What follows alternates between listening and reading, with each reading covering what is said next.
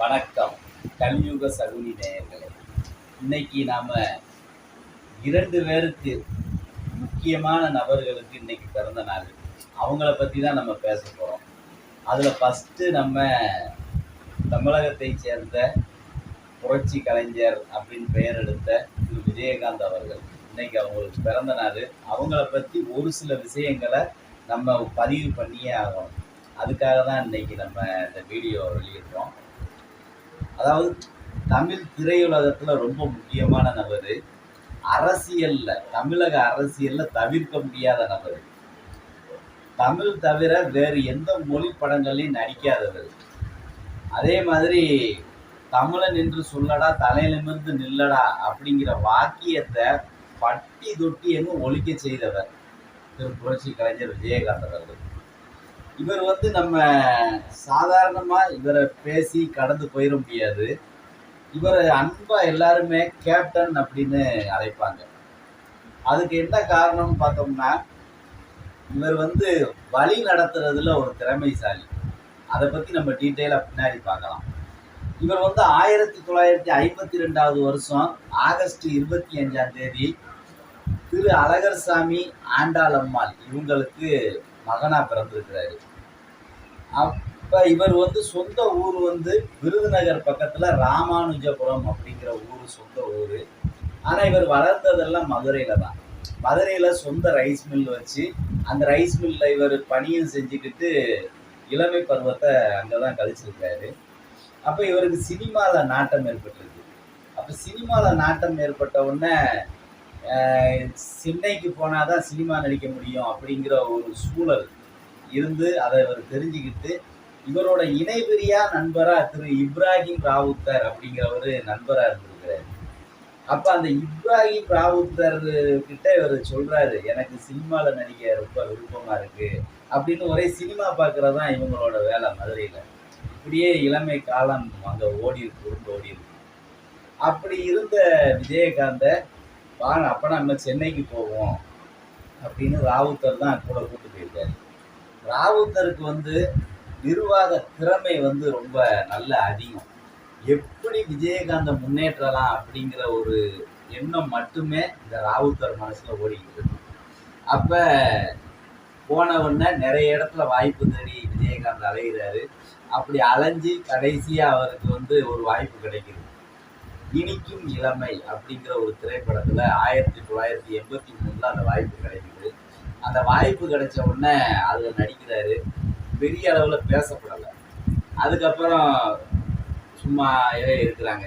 இப்படி வாய்ப்பு தேடி அலைஞ்ச காலத்துல பசியால ரொம்ப துன்பத்தை சந்திச்சிருக்கிறாங்க திரு இப்ராஹிம் ராவுத்தர், விஜயகாந்த் 2 பேருமே. அப்ப இவரோட பெயர் விஜயராஜ் அப்படிங்கிறதான் இவரோட பேரு. விஜயகாந்த்னு வைக்கல. அப்புறம் சினிமாக்குள்ள நுழைஞ்சு ஒரு நல்ல நடிப்பு கிடைச்ச விட்டு தான் பேரை மாத்திருக்கிறாங்க விஜயகாந்த். அப்படி இருந்த நேரத்துல ஒரு இடைவெளி கேப் விழுந்திருக்கு அந்த இனிக்கும் இளமைக்கு அப்புறம் இவரை நிறைய பேர் வில்லனா நடிக்கிறதுக்கு அப்ரோச் பண்றாங்க. வாங்க வில்லனா நடிக்க, உங்களுக்கு நல்ல செட் ஆகும் அப்படின்னு சொன்ன உடனே இவருக்கு இப்ராஹிம் ராவுத்தர் தான் அப்படிலாம் நடிக்க சம்மதிக்காத, நம்ம நோக்கம் சினிமால ஜெயிக்கணும் அப்படிங்கிற ஒரு எண்ணத்தை விஜயகாந்த் மனசுல விதைச்சு அவரை நடிச்சா ஹீரோ, இல்லைன்னா நமக்கு ஒன்றும் வேண்டாம் அப்படிங்கிற மாதிரி காலங்கள் நகர்ந்து போயிருக்கு. அப்படி காலகட்டத்தில் சட்டம் ஒரு இருட்டறை அப்படின்னு ஒரு சினிமாவில் நடித்து தமிழகம் முழுக்க ஒரு பெயர் கிடச்சிருக்கு இந்த சட்டம் ஒரு இருட்டறை அப்படிங்கிற படத்தால். அதுக்கப்புறம் இவர் ஊமை விழிகள், உழவன் மகன், நல்லவன், இப்படி வெற்றி படங்களாக கொடுக்க ஆரம்பிச்சிட்டாரு. நல்லா வளர்ச்சி அடைஞ்சிட்டாரு. அந்த காலகட்டத்தில் புரட்சி தலைவர் எம்ஜிஆரோட ஒரு சிறு பழக்கம் ஏற்பட்டு, அது எப்படி வந்துச்சுன்னா அது ஒரு சுவையான செய்தி. உழவன் மகன் அப்படிங்கிற ஒரு படம் பட்டி தொட்டி எங்கும் படு ஃபேமஸாக ஓடிக்கிட்டு இருக்குது. அப்படி ஓடும்போது எம்ஜிஆருக்கு அந்த படம் பார்க்குற வாய்ப்பு கிடைச்சிருக்கு. அப்போ எம்ஜிஆர் பார்த்துட்டு, யார் இந்த பையன் அருமையா நடிச்சிருக்கிறானே, என்னையவே திரையில பார்க்குற மாதிரி எனக்கு தோணுது அப்படின்னு தன்னோட மனைவி கிட்ட பகிர்ந்துருக்கிறாரு விஜயகாந்தை பற்றி. அப்போ விஜயகாந்தை வர சொல்லி எம்ஜிஆர் பேசி நல்ல பழக்கம் ஏற்பட்டிருக்கு. அப்போ எம்ஜிஆரோட வீட்டில் அந்த காலத்தில் இந்த டிவி டெக்குன்னு சொல்லுவாங்க, அப்ப அந்த உழவன் மகன் பட கேசட்டை எம்ஜிஆர் வாங்கி வச்சு அப்பக்கப்ப பார்த்துக்கிட்டே இருப்பாராம் அப்படின்னு எம்ஜிஆரின் துணைவியார் திரு ஜானகி அம்மாள் விஜயகாந்த் கிட்ட சொல்லியிருக்காங்க. அந்த அளவுக்கு விஜயகாந்த அவங்களுக்கு பிடிச்சிருக்கு. ஏன்னா விஜயகாந்தும் எம்ஜிஆர் அதுல இருந்து தான் அவரு ஏற்கனவே எம்ஜிஆர் ரசிகர் தானா விஜயகாந்த். அதுல இருந்து பாத்தீங்கன்னா அவரு எம்ஜிஆர் பாணியை அப்படியே கடைப்பிடிச்சார் சினிமால. பெண்கள் அதிகம் தொட மாட்டார், மது குடிக்க மாட்டார், அதே மாதிரி தாய் தங்கை இவங்களுக்கு ரொம்ப மரியாதை கொடுப்பார். இந்த மாதிரி பெண்களை கவரக்கூடிய நல்ல நடிப்பு திறன்கள் உண்டு. அதே மாதிரி சண்டை காட்சிகள் எம்ஜிஆர் மாதிரியே திறமையா சண்டை போடக்கூடிய ஒரு திறமையான நடிகர். அப்படி இருந்த விஜயகாந்த் வந்து இப்படியே காலங்கள் போக போக தமிழ் ஈழம் பிரபாகரன் மேல ஒரு பற்று வருது விஜயகாந்த்.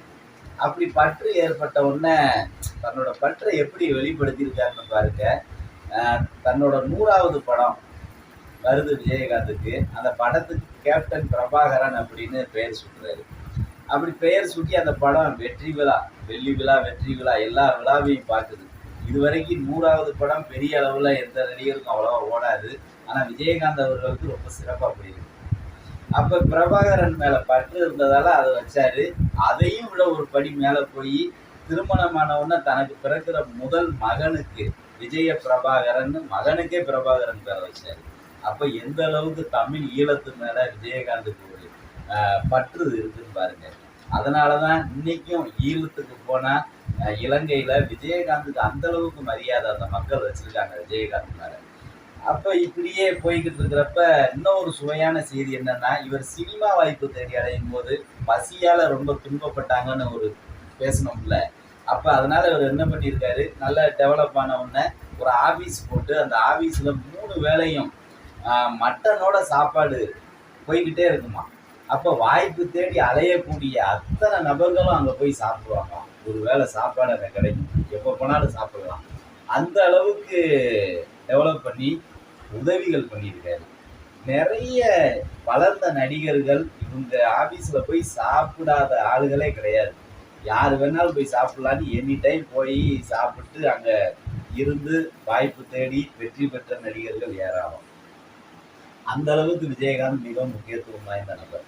அப்படி இருந்த விஜயகாந்த் தன்னோட எம்ஜிஆர் பற்று இது எல்லாத்தையுமே நல்லா டெவலப் பண்ணி கொண்டு வந்து வந்திருக்கிறாங்க. அப்ப விஜயகாந்த் அவர்கள் வந்து அரசியல்ல காலடி எடுத்து வைக்கணும் அப்படிங்கிற ஒரு எண்ணம் அவரு சினிமாலேயே பிரதிபலிச்சிருப்பாரு. நிறைய சினிமாக்கள்ல அவரு கொடியை வெளியிட்டாரு.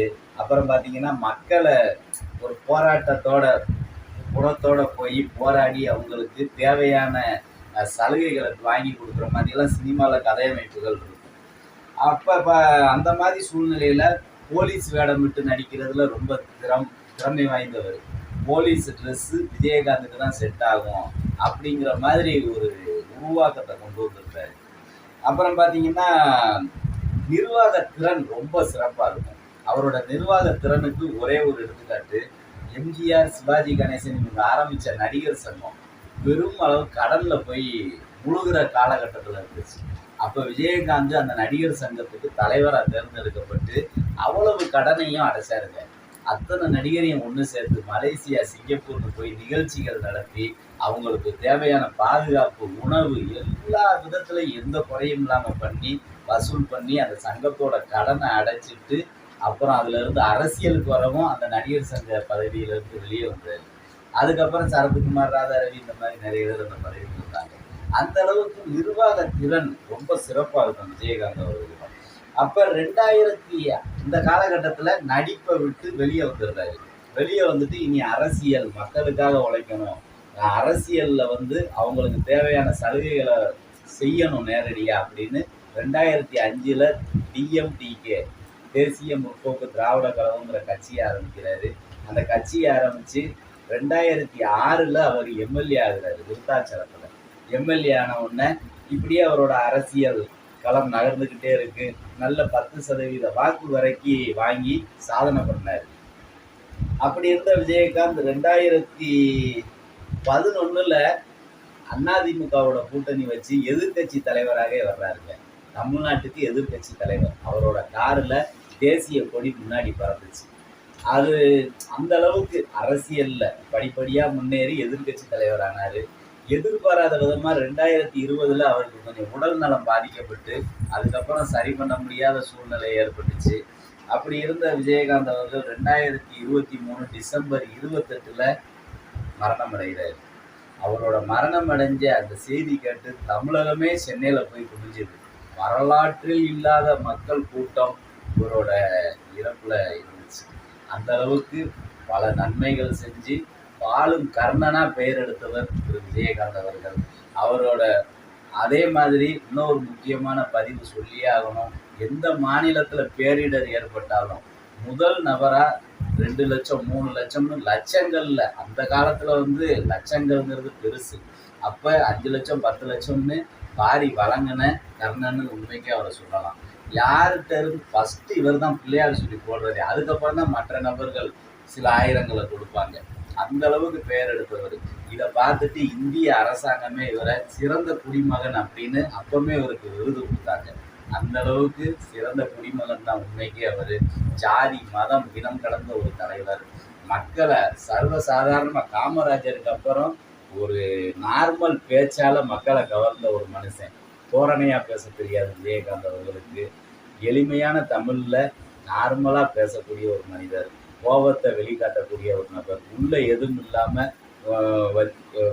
புறம் ஒன்று பேசாத ஒரு சிறந்த அரசியல்வாதி. கரைபடியாத கரத்துக்கு சொந்தக்காரர். இப்படி சொல்லிக்கிட்டே போகலாம். அப்படி இவர் மரணம் அடைஞ்ச விட்டு 2024ல் இவருக்கு பத்ம விபூஷன் அப்படிங்கிற ஒரு விருதை கொடுத்து, பத்மபூஷன் விருதை கொடுத்து இந்திய அரசாங்கம் கௌரவப்படுத்துச்சு. அந்த அளவுக்கு ஒரு முக்கியமான தலைவருக்கு இன்னைக்கு பிறந்த நாளுங்க. அதை உங்களோட பகிர்ந்துக்கிடணுங்கிறதுக்காக தான் நம்ம இந்த வீடியோ போட்டோம். இன்னொரு நபரை பற்றியும் சொன்னோம். முக்கியமான நபர். இந்த உலகத்திலேயே அதிக, அதாவது தன்னம்பிக்கை இல்லாதவங்களுக்கும் தன்னம்பிக்கையை கொடுக்கணும், நேரத்தோட முக்கியத்துவத்தை உணர்த்தின திரு நீல் ஆம்ஸ்ட்ராங் அவர்களுக்கும் இன்னைக்கு தான் பிறந்த நாள். இந்த 2 முக்கிய தலைவர்களுக்கும் இன்னைக்கு பிறந்த நாளுங்கிறத தெரிஞ்சுக்கிட்டு இவங்க 2 பேர்த்துக்கும் நம்ம கலியுக சகுனி சேனல் மூலமாக வாழ்த்துக்களை தெரிவிச்சுக்கிறோம். வரலாற்றில் இது பதிவாக பண்ணணும், அனைவருக்கும் இது போய் சேரணுங்கிறதான் நம்ம சேனலோட நோக்கம். நன்றி, வணக்கம்.